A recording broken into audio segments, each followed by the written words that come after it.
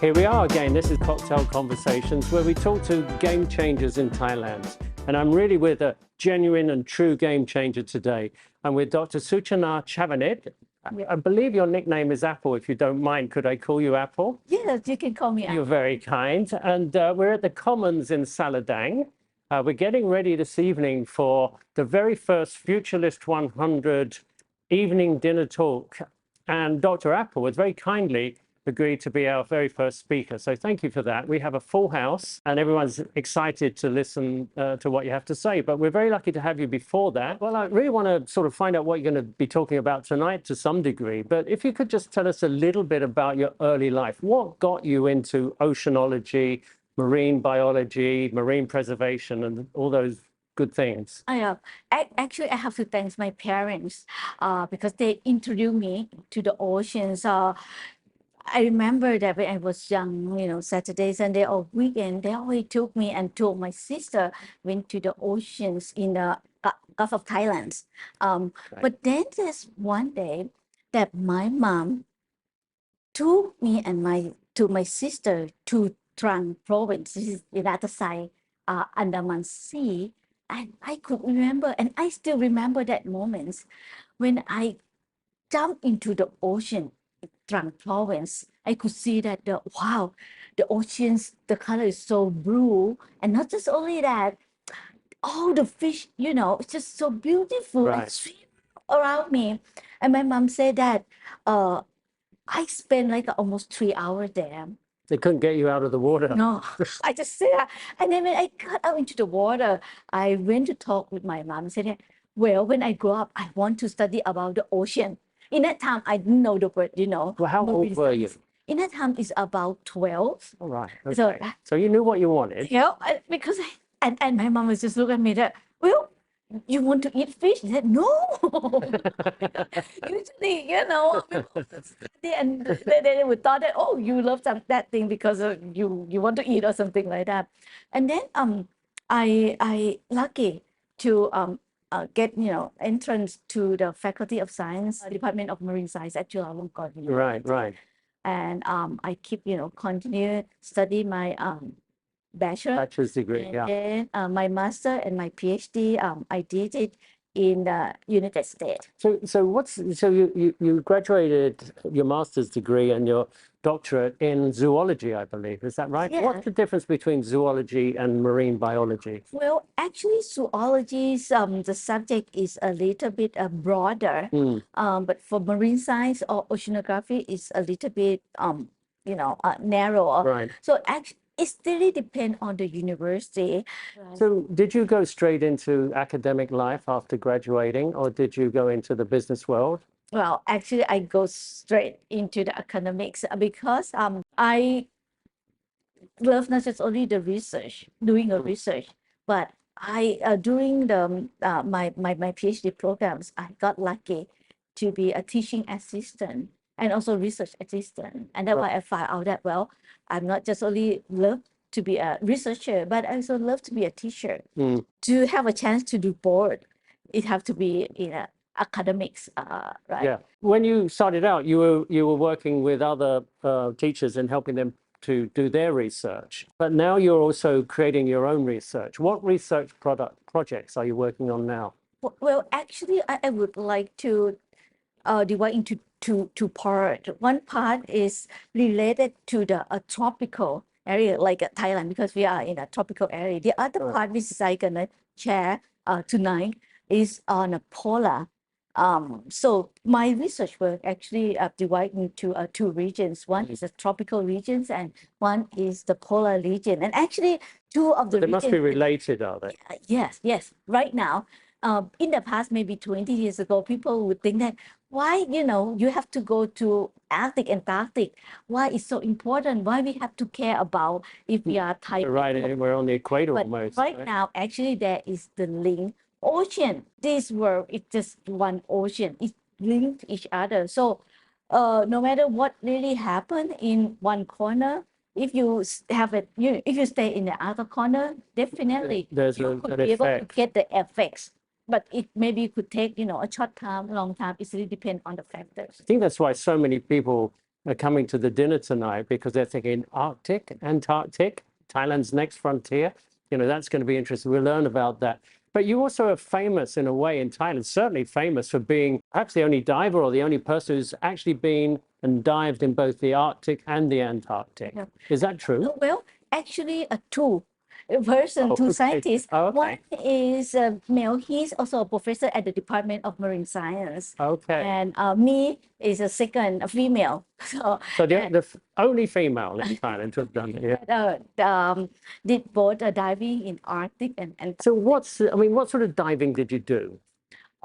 Diving? Yeah, you were sort of scuba diving Yes, under scuba under diving. the ice, or Yes, like scuba diving in both Arctic and Antarctic. And actually the unique thing of those locations is that the water's quite cold. I bet. Oh, so people always ask me, how cold is it? Actually, for the seawater temperatures, the lowest would get about -1.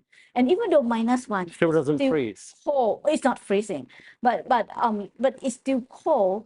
Is how cold is it? Is that it can make your face get numb, and then for the first minute that you jump into the water, I'm not sure whether you have that kind of feeling when you have ice cream, and then when it's too cold, you have a ice cream headache. Ice cream headache, Yeah. brain freeze, I think Yeah, we call it right. in England. So that how cold is it? So after your face get numb, then if you dive for about 15 to 20 minutes, your hand, your feet will get numb. And actually, if you got that sign, it means that you really have Time to get come up. out of the water. So is the water there clearer, and there's less plastic in it, and all of the pollutions that we see sadly around some of the Thai waters? Very, very good question. And actually, this is another thing that why I went there in both polar to study the effect of the climate change Right. on the marine ecosystem. Yeah. For example, actually, if back about 10, 15 years ago, I was first in the Arctic, Antarctic. Oh, And in that time, the water around the Antarctic is still not changed much in terms of visibility that you just mentioned. Right. It's still clear, but the thing we saw is that, for example, we start to see what we call the parasite. Parasites. Yeah, attached on the fish, Yeah. Antarctic fish. Yeah. So parasite is like a disease, right? So it can show some kind of sign that, well, when the water temperature getting warmer, then you start to see all that Oh, I see. disease, the parasites.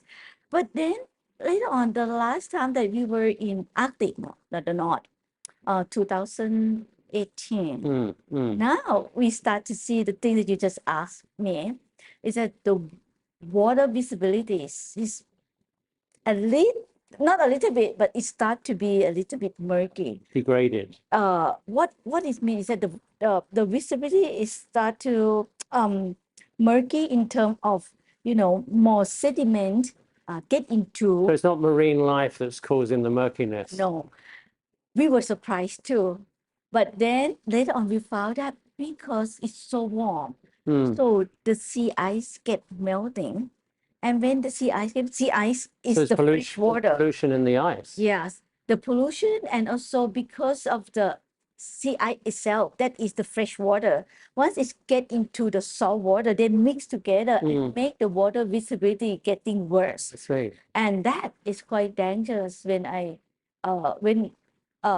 friends, a group of my friends and the researcher and me went diving the last time in Arctic, because the water visibility is not very clear. And then we start to see, for example, a jellyfish. You Really? believe that? Yeah. Usually jellyfish, we found it in tropical. Right. But you would not believe that every dive that we dove in Arctic. You saw plenty of jellyfish. I mean, certainly I was diving in the north of Scotland a few years ago, and I couldn't believe, and it was really cold, but not as cold as the Arctic. I couldn't believe we actually unfortunately got into just a a cloud of jellyfish, and they'd kind of swarmed ashore, and there are millions and millions of them, and it's quite extraordinary. So that's a real thing, is it? Yep. The sort of the growth, the sort of multiplication of jellyfish in the sea. Right. What's that? How is that going to impact marine life? Well, that side of jellyfish, and then the other thing is I didn't tell you that we also saw the kelp, the seaweed. Is kelp good? Actually, usually we found the kelp in like a Japan, temperate, but not in North Pole. But this kind of side is show that the water they're getting warmer. People say that, oh, it's getting warmer, good, because biodiversity can increase, right? But in the reality, if like a North Pole or South Pole, the seawater getting warmer is not good. It means that eventually all the original or the native animal or plant there they can't survive, yep. right? I mean, you show me, yeah. you kind of gave me that free, I've left it over there, this beautiful, I guess it's a thing I'm going to put, it's a polar bear. And this was a photo taken by you. Yes. In the Arctic, I guess. Yes, in the Arctic. I mean, these guys are going to be really endangered if it keeps melting, isn't it? There's no habitat for them outside of the polar region. Right. So what can we do for them? Very good questions.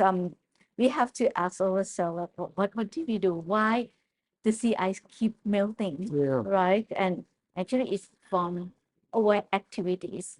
Sea ice melting because of the climate change. And why a climate change happen? Because we release a lot of carbon dioxide into the atmosphere.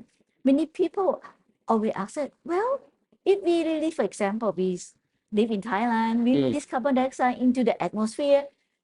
Many people always think that the carbon dioxide gonna just floating in Thailand, right? Right. But in the reality, no, because of the Earth have some Earth rotations, and because of the wind, eventually all those carbon dioxides that get into the atmosphere will be end up in the North or South Pole. So now we call North and South Pole is like a sink. It means that they absorb all the, that's where it goes. Yeah. It kind of dissipates and then accumulates on the poles. Oh my God. And that's why we start to see, a lot of sea ice melt. And in terms of the temperature, you would not believe when we talk about IPCC. I'm not sure whether you heard about IPCC. Is a communities, a group of the scientists that try to predict about the climate change. And they say that if we have to keep the temperature not increase more than 5 centigrade by the end of this century, right? So that, at least. So those guys, I mean, we're hearing more and more about it. So people are thinking about it. Right, but what happened is that the last time we were in Arctic, the average temperature, air temperature is already increased to 5 centigrade. In just, what, 5 years? Just only 5 years. So it means that now they're suffering. Not just only the animal, but the people that live around the polar regions. It's difficult. They don't really have a winter season anymore. You would not believe it. They used to have like the dog to the sled. A lot of time they cannot do it. And you probably heard a lot that the bear supposed to have hibernation, right? They can't hibernate. No, it's not cold enough. The food that they want to eat is not enough, and it's not cold enough. So sometimes they're just wandering around the house and eat the garbage. That's terrible. So right? I was going to ask you a question about sort of global warming and the impact it's having on the ice, but also on marine debris. They're both challenges to the ecosystem. Is one more problematic? And I mean, I guess they're both problematic, but which is worse? What should we focus on? Very good question. Actually, both climate change and marine debris is not just a current problem. Okay, it has been long exist for more than, I think, 30, 40 years. But for the marine debris, why people just start to react just recently, I have to say that because a couple of years ago, there was a paper published, in particular Thailand, including Southeast Asia, what we call, we are in a top 10 list of the country that have mismanagement. Yeah, that's not a good top 10 to be in, is it? No, a top 10 list that, have the waste end up into the oceans. So that's why people start to panic about it. The government start to panic yeah. and try to do it. But as I just mentioned earlier, this marine debris is just, have been a problem for more than 20 years. I was diving off of Koh Chang in the National Marine Park about 3 years ago. It was an we were doing the filming of an eco kind of seminar on one of the islands there. We went out for a day's diving in the park, and it was quite shallow and a beautiful sunny day, so the water was very clear. And I was amazed how many tiny little white kind of like bubbles, particles were in the sea. I mean, it was almost, first of all, I just thought they were air bubbles, but they were telling me they're plastic. Yep, right. And I was thinking, my God, it's just impossible for the marine life not to consume this plastic. It's with the sun shining down on the shallow waters, you could really see it really everywhere. It was just everywhere. I mean, it struck me then that this is an incredible problem. Right. We call it microplastic. Microplastics. And actually, we know that if any pollutants, just only plastic, microplastic, or any other thing, end up into the ocean, it's no way that you can clean up to be a zero. It's just impossible. Even though if you have high technology things. But then come back to the question that you asked about whether climate change or marine debris have bigger problem. As a scientist, and I think it's not just only me, but others also think that climate change will cause more problem, and more impact. Why? Because marine debris end up into the ocean, but then, even though we got contaminated seawater or whatever it is, but we still can be able to survive, right? The origin. No, it's a kind of man-made. But for the climate change, well, as I just mentioned to you, it's caused the problem, not just only hot weather, or too rainy, heavy weather. Extremes of temperature. Extreme, right. But then the problem that we concern much is the melting of sea ice. Because if the sea ice melting, all or almost all, it will increase the sea level rise. So sort of things like the Maldives will no longer, Maldives perhaps I should say, will no longer exist. And there is no way that you could be able to return back into the normal. So what I always say is that, well, during the past 2 years, we have a COVID, and lucky we have a vaccine, right? Later on to help to immunize. But for the climate change, is there a vaccine for climate change? There is no way for the climate change. You cannot really, it's gonna happen. So it's partly natural. I mean, our planet goes through these temperature changes, and it's kind of natural, but I would say that it's not really natural, because the temperature that happened right now is supposed to happen 100 years later. But then overactivity make everything humankind's fault, if you like. So that's why it's a little bit, It's really worrying, isn't it? As a scientist, how do you sleep at night? You must be sitting in bed thinking, my God, how can I solve this? Well, I think as a scientist, we try to do the best. Many people try to do the research, which is good. But then the other job that we are trying to do, which is today I'm very lucky that that you give me opportunity to do it, is that we have to be scientific communicator too. We have to let people know what we do and what we find out, and if we could be able to share with other people. And they've got to believe you as well, right? Really? Yeah. Because if scientists do and try to protect or preserve something, we just a handful of number of people. We cannot do a big thing. We need many stakeholders to work together. It does seem you're making progress in the scientific community. Governments are starting to listen. In America, they just passed a bill I think it's called a different act. What's it called? It's the Anti-Inflation Act or something, but it has a lot of elements of Yeah. tackling global warming. So the world is starting to listen and take it seriously. And you know, climate change deniers are less and less, I think, right now. I'm so fascinated listening to you. I could ask you questions all night, and I'm already taking up a lot of your time. I did want to get to coral reef preservation, or restoration maybe is a better word to use.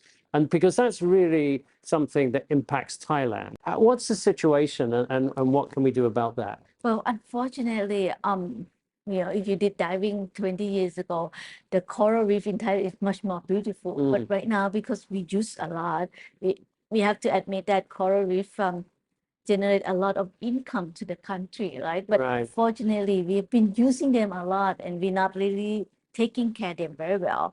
So the situation right now is coral reef in Thailand start to decline very rapidly. So one thing that my group tried to do is that try to make the coral population increase by, you know, we have a new technique for the coral reproduction or propagation to increase more baby coral. So it's like coral farming, is it? Coral farming, yeah. But we do not a fragmentation, but we what we do is that we collect egg and sperm of coral, and then artificial Insemination. Fertilization is like a IVF, you know, IVF, thing. And then we raise them into the hatchery, and then after that for 2 years, when they become a 2 years old, you know, baby coral, then we release them back into the ocean. How long does a coral live? Does it keep growing? And I mean, 500 years? Yeah, coral can live forever, but unfortunately, humans don't allow them to live forever. Really, we always, you know, gonna kill them either way. So, but actually, coral can live very, very long, 100 years, more than 500, 1,000 years. So that's why coral can be a good animal to detect the past, whether, you know, back into 10,000 years, what the earth looked like. Something. So let me ask you one final question. So here we are, we're at this in the Commons in Saladang. Very kindly, they've given us access to this premises this evening. It's a great place to hang out if you're in central Bangkok. What should we all do to help? I mean, what can we do? I mean, we all want to help, I'm sure, but we don't really know quite what we should be doing. Is there a message that you'd like to get out there? Well, actually, we have to do something now. Start from ourselves. Right. We have to, you know, it's very easy to do. For example, we were talking about releasing the carbon dioxide into the atmosphere, right? Oh, that well, it can kill, you know, polar bear and seals and penguins. Why don't we just stop releasing the carbon dioxide into the atmosphere by, for example, the light, the air condition? If we not use it, we just turn off it. Okay, or just a simple, rather than, you know, drive your own car, use the public transportation, chair, walking, riding a bicycle, those kind of simple things. So just common sense, simple things. We've all got to start. We have to start right now. Being a little bit more serious about this. Right. Even though we're talking about the marine debris, we know that we generate too much of single-use plastic. Right. Why don't we just start, you know, stop using single-use plastic, use the eco-friendly material instead. Right. And I believe that if we try to change our behavior and become a role models, we can make a difference to protect, you know, the earth, the environments. And I always say that the future of the earth is in your hand, and the future of your children, your grandchildren, and your great-grandchildren is also in your hand. So it's time now for us to change our behavior, change our activities, and become a role model, so we can make sure that we leave a better planet for our future generations. I don't think we could end this discussion any better than that. We've got to become role models to leave the planet in a better place for future generations by our own activities. Dr. Apple, it's been fantastic talking to you. We've got to let you get ready now for the dinner talk this evening, and I wish you a lot of success in your endeavors. Thank you. Okay, thank you very much. Thank you.